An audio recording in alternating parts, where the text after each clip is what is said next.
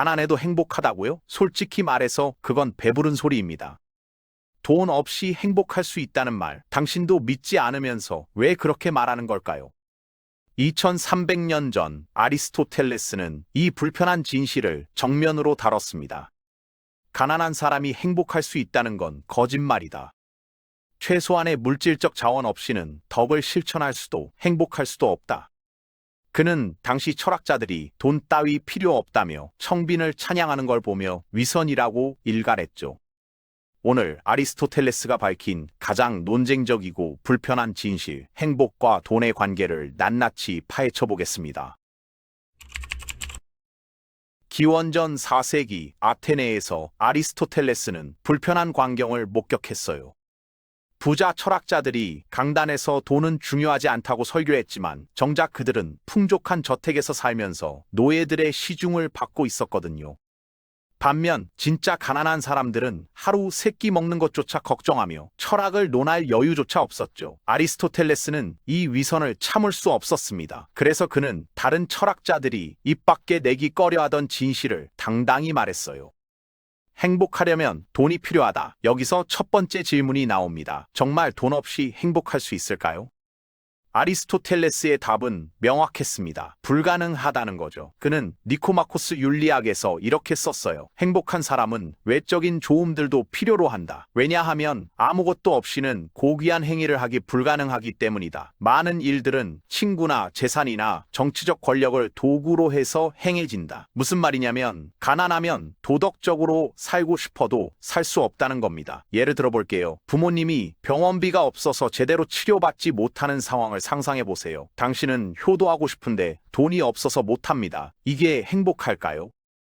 친구가 어려울 때 도와주고 싶은데 당장 자기 생활비도 부족하면 어떻게 될까요? 관대함이라는 덕을 실천하고 싶어도 물리적으로 불가능해요. 아이에게 좋은 교육을 시켜주고 싶은데 학원비가 없다면, 정의로운 일을 하고 싶은데 직장을 잃을까봐 입을 다물어야 한다면 가난은 당신의 도덕성마저 짓밟습니다. 아리스토텔레스는 이 잔인한 현실을 직시했어요. 빈곤 속에서 훌륭함을 발휘하기는 어렵다. 특히 관대함과 기품 있는 행동들은 재산을 필요로 한다.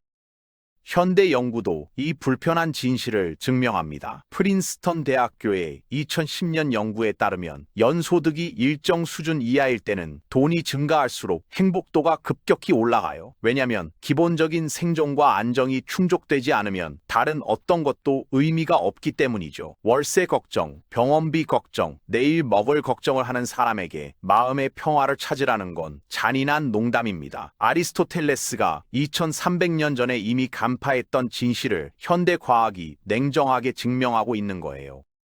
그렇다면 두 번째 질문입니다. 돈이 많으면 행복할까요? 여기서 아리스토텔레스는 또 다른 불편한 진실을 던집니다. 돈이 있어도 행복하지 않을 수 있다는 거죠. 그는 부자들을 관찰하면서 흥미로운 걸 발견했어요. 재산을 쌓아도 더 많은 돈을 벌려고 밤낮으로 불안해하는 사람들, 사치품을 모으지만 공허함에 시달리는 사람들, 돈은 많은데 진짜 친구는 하나도 없는 사람들 말이에요. 아리스토텔레스는 이렇게 말했습니다. 재산 축적을 목적으로 넣는 사람들은 불행하다. 재산은 도구일 뿐인데 그들은 그것을 목적으로 착각한다.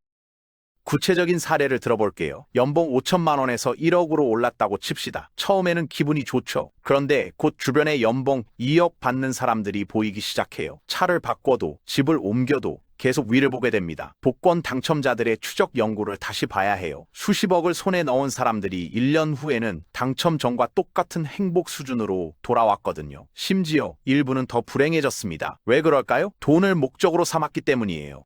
여기서 세 번째 질문이 나옵니다. 그렇다면 돈과 행복의 적정선은 어디일까요? 아리스토텔레스는 명확한 답을 제시합니다. 돈은 필요하지만 충분하지 않다는 거죠. 행복한 사람은 외적인 번영도 필요로 한다. 그러나 과도하게 필요한 건 아니다. 최고의 행복은 중간 정도의 재산으로도 가능하다. 무슨 말이냐면 기본적인 생활이 가능한 수준의 돈은 필수지만 그 이상은 어떻게 쓰느냐가 중요하다는 겁니다.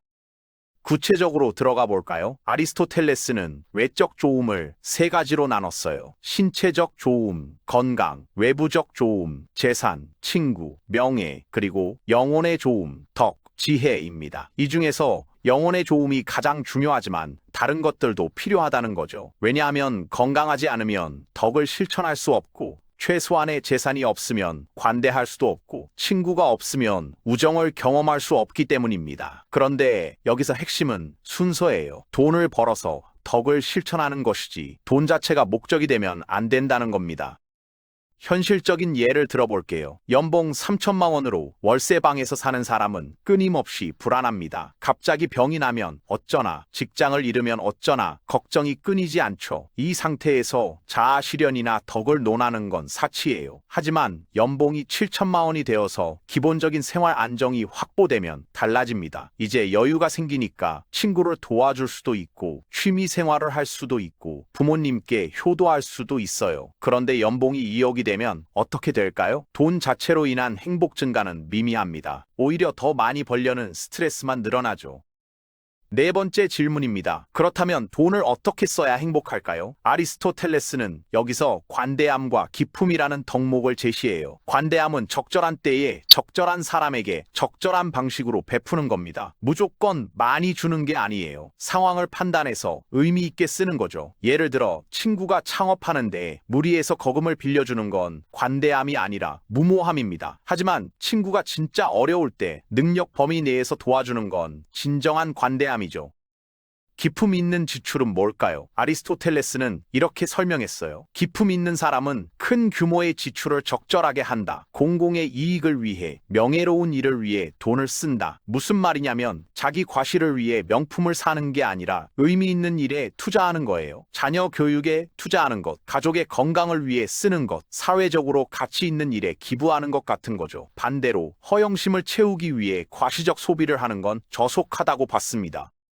현대 연구도 이를 뒷받침해요. 하버드 경영대학원의 연구에 따르면 물건을 사는데 쓴 돈보다 경험에 쓴 돈이 더 큰 행복을 가져다 줍니다. 그리고 자기 자신을 위해 쓴 돈보다 다른 사람을 위해 쓴 돈이 더 큰 만족감을 준다는 결과가 나왔죠. 최신 스마트폰을 사는 것보다 가족과 여행 가는 게 더 행복하고 명품 가방 사는 것보다 어려운 사람을 돕는 게 더 큰 보람을 준다는 겁니다. 아리스토텔레스가 2300년 전에 말한 그대로예요.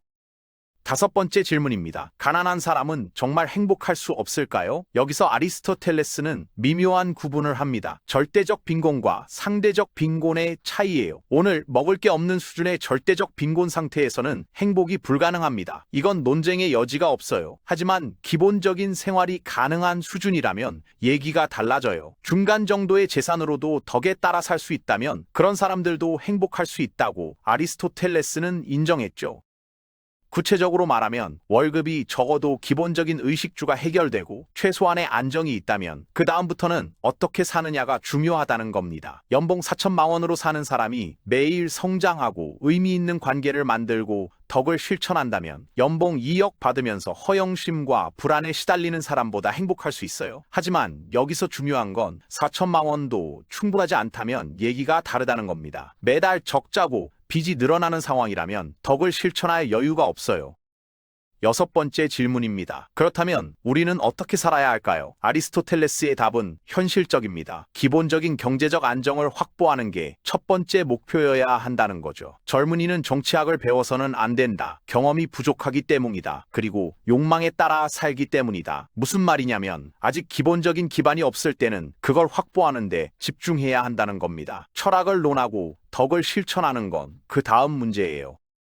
현실적으로 적용해 볼까요? 20대 후반, 30대 초반이라면 우선 경력을 쌓고 수입을 안정화하는 데 집중해야 합니다. 이게 속물적으로 들릴 수 있지만 이건 생존의 문제예요. 기본적인 토대 없이 자아 실현을 논하는 건 사치죠. 하지만 일단 기본이 확보되면 그때부터는 돈 자체를 목적으로 삼으면 안 됩니다. 연봉 5천에서 7천으로 올리는 건 의미 있지만 7천에서 1억으로 올리는 게 인생의 목표가 되면 안 된다는 거예요. 일곱 번째 질문입니다. 돈을 벌면서도 덕을 실천할 수 있을까요? 아리스토텔레스의 답은 명확합니다. 그래야만 한다는 거죠. 가장 행복한 사람은 중간 정도의 재산을 가지고 덕에 따라 사는 사람이다. 무슨 말이냐면 돈을 벌되 도덕성을 잃지 말고 재산을 모으되 그걸 도구로만 사용하라는 겁니다. 회사에서 승진하고 싶다고 동료를 짓밟으면 안 돼요. 돈을 많이 벌고 싶다고 사기를 치면 안 됩니다. 성공하되 품위를 잃지 말라는 거죠. 구체적인 사례를 들어볼게요. 당신이 영업직이라고 칩시다. 실적을 올려야 하는데 고객에게 필요 없는 상품을 팔아서 올릴 건가요? 아니면 정직하게 필요한 것만 권해서 올릴 건가요? 단기적으로는 전자가 돈을 더 벌지만 장기적으로는 신뢰를 잃고 결국 불행해집니다. 아리스토텔레스는 말했어요. 부정한 방법으로 얻은 재산은 저주다. 그것은 당신을 행복하게 하지 못한다. 현대 연구도 이를 증명합니다. 부도덕한 방법으로 성공한 사람들은 죄책감과 불안에 시달리며 결국 행복하지 못해요. 8번째 질문입니다. 그렇다면 관대함은 어떻게 실천할까요? 아리스토텔레스는 관대함의 핵심을 이렇게 정의했어요. 관대한 사람은 줄 때도 받을 때도 올바른 방식으로 한다. 너무 많이 주지도 너무 적게 주지도 않으며 적절한 사람에게 적절한 때에 준다. 무슨 말이냐면 무조건 많이 주는 게 미덕이 아니라는 겁니다. 자기 능력을 넘어서 베풀면 그건 무모함이에요. 반대로 능력이 있는데 인색하게 구는 것도 비난받아야 하죠. 예를 들어볼게요. 연봉 5천만 원인 사람이 친구 결혼식 축의금으로 100만 원을 내는 건 과도합니다. 자기 생활을 희생하면서까지 체면을 차리는 건 관대함이 아니라 허영이에요. 반대로 연봉 2억인 사람이 5만 원만 내는 건 인색한 거죠. 관대함은 자기 능력 범위 내에서 의미 있게 베푸는 겁니다. 또한 누구에게 주느냐도 중요해요. 도박에 빠진 친구에게 돈을 계속 빌려주는 건 관대함이 아니라 그 사람을 망치는 거예요. 진짜 어려운 사람을 돕는 게 관대함이죠.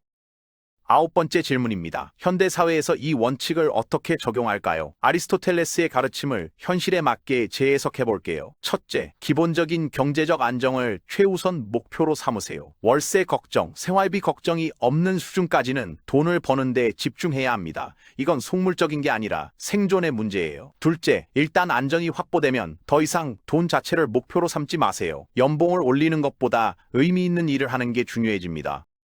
셋째, 돈을 쓸 때는 경험과 관계에 투자하세요. 최신 명품보다 가족과의 여행이, 비싼 차보다 친구들과의 깊은 우정이 더 큰 행복을 가져다 줍니다. 넷째, 능력 범위 내에서 베푸는 습관을 들이세요. 매달 수입의 5%를 기부하거나 어려운 사람을 돕는 데 쓰세요. 이게 당신을 더 행복하게 만들어요. 다섯째, 도덕성을 타협하지 마세요. 부정한 방법으로 번 돈은 결국 당신을 불행하게 만듭니다. 아리스토텔레스의 가르침을 한마디로 정리하면 이렇습니다. 가난해서는 행복할 수 없다. 하지만 부자라고 행복한 것도 아니다. 진짜 행복은 적절한 재산을 가지고 덕에 따라 사는 삶에서 온다. 이건 2300년이 지난 지금도 여전히 유효한 진리예요. 돈이 필요 없다는 청빈의 찬양도 거짓이고 돈만 있으면 행복하다는 물질 만능주의도 거짓입니다. 진실은 그 중간 어딘가에 있어요. 오늘부터 당신의 삶을 점검해 보세요. 지금 기본적인 경제적 안정이 없다면 그걸 확보하는데 집중하세요. 이미 안정이 확보됐다면 더 이상 돈을 목표로 삼지 말고 의미 있는 일에 시간을 쓰세요. 그리고 가진 것을 현명하게 사용하세요. 경험에 투자하고 관계에 투자하고 의미 있는 일에 투자하세요. 그것이 아리스토텔레스가 2300년 전에 발견하고 현대 과학이 증명한 행복의 비밀입니다. 돈은 필요하지만 충분하지 않다는 이 불편한 진실을 받아들이세요.